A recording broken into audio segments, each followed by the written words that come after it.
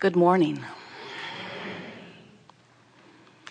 We are extremely pleased that you are here. It is good to come together for the purpose of co-creating. Do you agree? Yes. You are knowing what you are wanting. It evolves, yes. You like that? You like expanding desire within you? You like it changing? You like life giving you new things to want? Do you? Do you? Do you? Do you? Do you?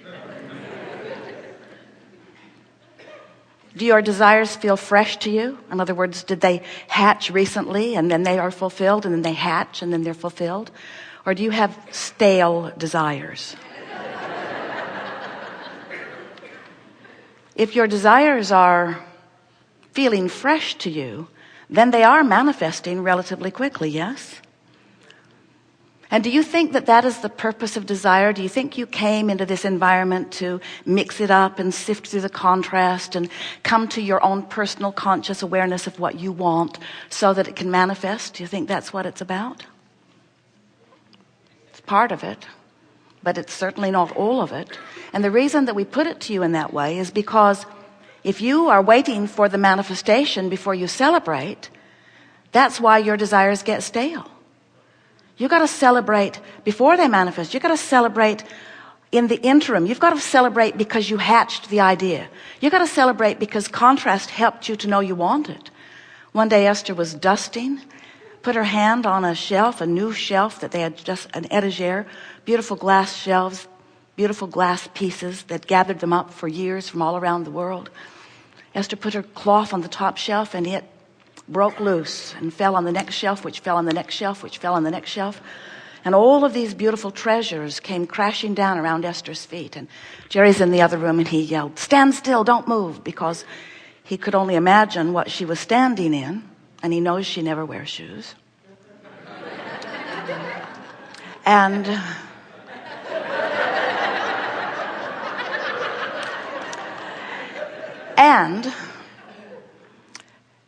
he came into the room and said, "Oh good, something to want." And he meant it. He meant it. In other words, it's nice to have a new desire hatched, because when there is a new desire in your vortex, it calls you to circumstances and events and rendezvous and co-creation. It calls you to opportunities. It calls you to the wherewithal. It calls you to the path of creation. And so if you have the feeling that your unfulfilled, meaning not yet manifested desires are, if they feel awkward, or if they feel old, or if they feel stale, or if they feel disappointing, then you're misunderstanding the whole point of desire. Desire is the calling forth of you. You see, you're the creator of your reality. You've been hearing us say that for a while. But you're not just the creator of the car, or the creator of the empire, or the creator of the relationship, or the creator of the pile of money. You are the creator of you within all of that. You are the creator of your experiencing life in those ways. You are the creator of you within relationships and you within financial wherewithal. You are the creator of you in all of those scenarios. And if you're tending to the right now you responding to where you are right now the you that's right here, right now, responding to where you are right here, right now, is the you that is emitting the signal that is equaling a point of attraction that is being matched by the universal law of attraction with things that match that. So if you are in your now feeling disappointed that you want something that has not manifested, your disappointment does not match the materialization of what you want. It matches the absence of that materialization. You got to get over the what isness of your experience.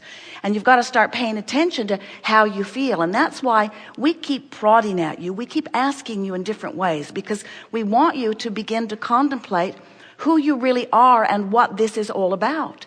Did you come just to create stuff out of the absence of stuff? Or did you come to sift through and to feel the exhilaration of getting to choose? The exhilaration of contrast in and of itself is a wonderful thing. The exhilaration of identifying wanted from unwanted is really a masterful creator's hands in the clay sort of experience. And when something erupts within you strong enough that you are able to proclaim, this is something that I desire, this is something that I like, this is something that I want.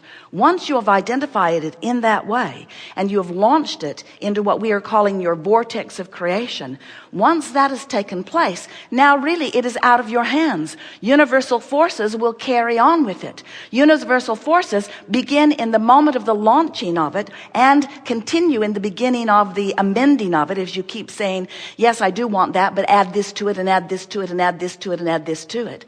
I want him to be cute, but I want him to be rich too, in other words. In other words, as you add all of those things to what you're wanting, then what begins to happen is the law of attraction assembles the cooperative components. We're not kidding you. Not at all at all. The law of attraction is assembling the vibrational version of all cooperative components of what you've put into this vortex.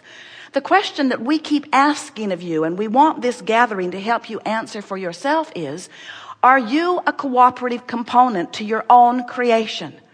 And the answer lies within the feelings within you, the emotions that you are feeling. The answer within you lies within how you feel. Because if you are disappointed or feeling unworthy, if you are feeling bummed out that you've wanted this for such a long time and it keeps not showing up in your experience in a material way, then you are not a vibrational match to your own vortex. And that's why it's taking so long. And that is the only reason that it's taking so long. It's not because someone else has evaluated the whole situation and has decided that someone else should get your treasure instead of you. It's not because there is a shortage of abundance. It is not that there is even a quantifiable amount of well-being that is being divided up among the worthy ones. The abundance grows exponentially to meet the desires of everyone who desires. It is huge and it is there for you. There is not one thing that life has caused you to want that life does not have the ability to deliver to you, and to deliver to you immediately, because the cooperative components have already been lined up. But one thing is absolutely required, and that is you must vibrationally line up with what you have been asking for. So if you are feeling confused, you can't have clarity. If you are angry, you can't have joy and love. If you are noticing not enough money, you can't have enough money. If you don't like the way you look, or you're mad at somebody else, that can't change. You can't get something that you are holding vibrationally. Let us put it this way. You cannot receive something that you are in vibrational resistance to. The other morning, Esther awakened, and she's just been so happily in the vortex. She said, I think I'm in the vortex permanently.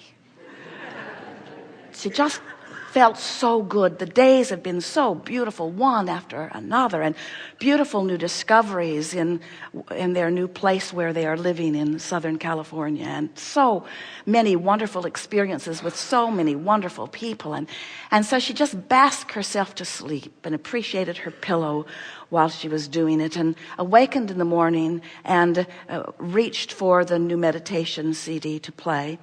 And before she pushed the button, she focused upon something unpleasant that she'd been contemplating the day before. And in the midst of that sort of run of pure positive energy, she felt a knot in her stomach that was so severe it felt like pain. So as soon as she saw Jerry, she said, I've taken negative emotion to a whole new level.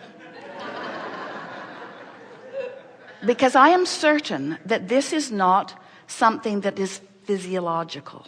I know that this is not something to do with anything to do with my body, in the sense that it is not a physical thing. It was an emotional thing. It was me dropping a negative thought right into the middle of a pool of well-being, and it was like that negative thought spewed poison. And I felt the poison in my stomach. She said, let's ask Abraham. And we said, yep, that's exactly what happened. In other words, it's a little bulky explanation of it. But what do you think your emotions are? Why are emotions feelable? Why do you feel emotions? Because the combination of the vibration of this dominant vibration that is really who you are, which is one of well-being, utter well-being, and then the vibration of whatever you are thinking in the moment, when they mix together, it creates a vibration that affects you on a cellular level, which triggers all kinds of things in your body. Wellness comes from positive emotion endurance, and illness comes from negative emotion endurance. And it's such a wonderful thing when you are so on top of your game that you can feel the spread. And we mean the spread. In other words, you introduce negative thought into your experience. When you haven't been introducing negative thought into your experience, you're going to feel it in a whole new way. And that really is what we wish for every one of you.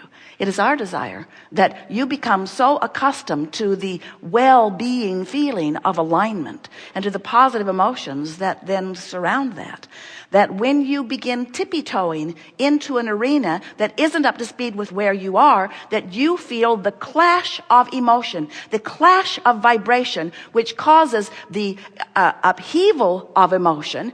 And in that process, the whole reason that you feel, people say, well, what's the difference between an emotion and a feeling? And we say, vibration is what is at the root of all of it.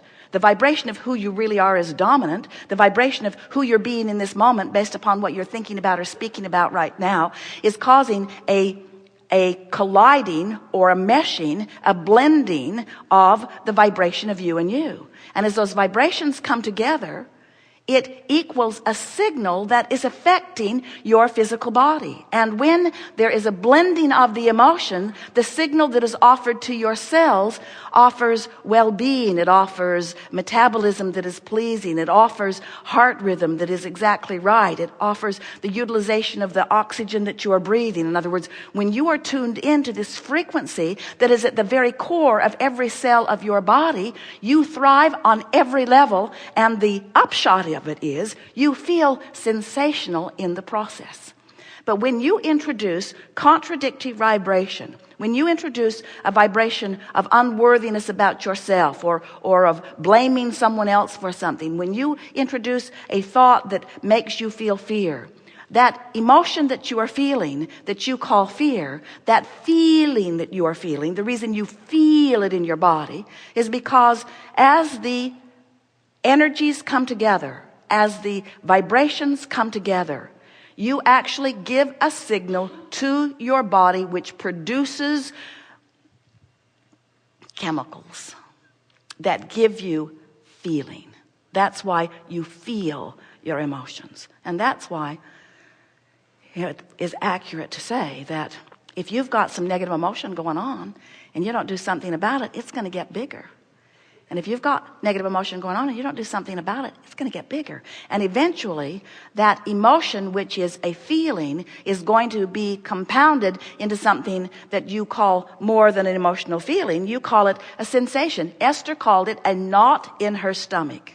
It was a physical experience that she could describe with very physical words. In other words, if she had gone to a doctor in that moment, he would have taken her down many long paths with many tests, because it could have been the symptom of many, many things. And we say it is only the symptom of one thing. It is the symptom of introducing a vibration that is not natural to who she is and where she was in the moment. Don't you love knowing that? Don't you love knowing that you, through the power of the direction of your thought, have control not only of how you feel in the moment, but control of what you are encouraging or allowing the cells of your body to do relative to the physiology of your body. In other words, everything about you and your experience within it, your experience in your house, your experience in your relationships, your experience in your financial conditions, your experience in your body, everything is about the vibrational mixture that you've got going on.